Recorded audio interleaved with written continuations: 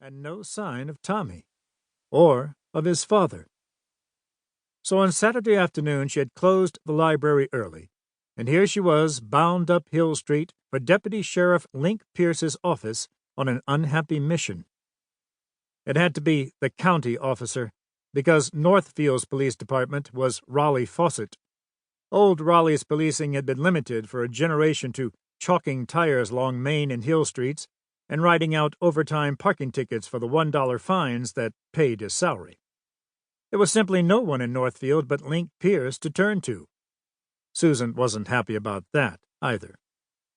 The trouble was, to Link Pierce, she was still the female Peter Pan who used to dig the rock salt out of his bottom when old Mr. Bury caught them in his apples.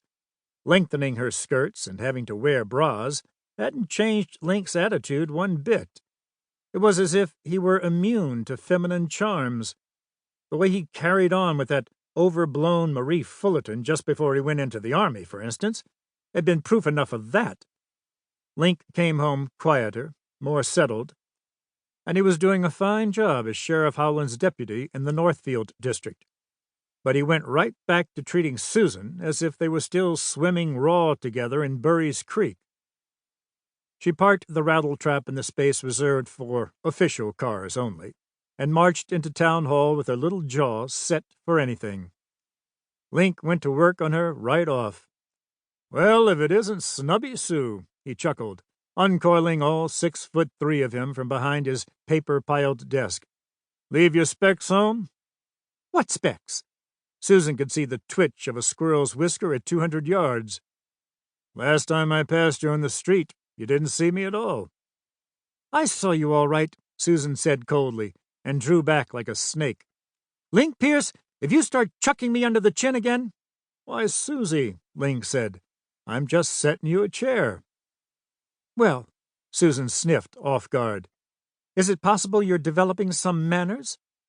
"Yes, ma'am," Link said respectfully, and he swung her off the floor with one long arm and dropped her into the chair. "Some day," Susan choked. Now, Link said gently. "What's on your mind?" "Tom Cooley." "The silk purse you're working on?" He grinned. "What's Plowboy done now? Swiped the library book?"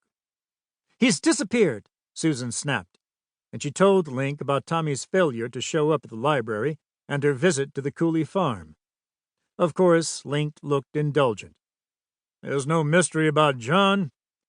He's been away over a month looking to buy another farm as far from Northfield as he can find. John took Sarah's death last winter hard, but Tommy's supposed to be looking after the place." "Well, he's not there." "Probably took off on a toot." "Leaving a $4,000 tractor to rust in a half-plowed lot?" Susan's ponytail whisked about like a red flag in a high wind. "Tommy's got too much farmer in him for that, Link." "He's 17, isn't he?"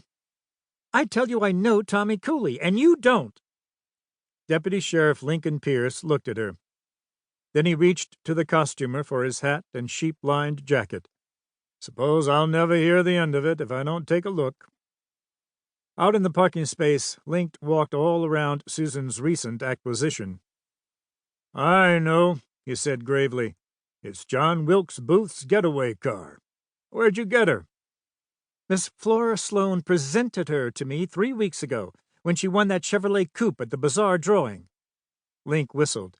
Then he jackknifed himself and got in. "Is it safe? The chances I have to take on this job." He went on like that all the way into the valley. Susan drove stiffly, silently. But as they turned into the Cooley yard, Link said in an altogether different kind of voice, "John's home. There's his Jeep." They found John Cooley crouched in a Morris chair in his parlor, enormous shoulders at a beaten-down slope. The family Bible lay on his massive knees, and he was staring into space over it. "Hi, John," Link said from the doorway. The farmer's head came about. The bleached gray eyes were dazed. "My boy is gone, Lincoln." The voice that rumbled from his chest had trouble in it, deep trouble. "Just heard, John.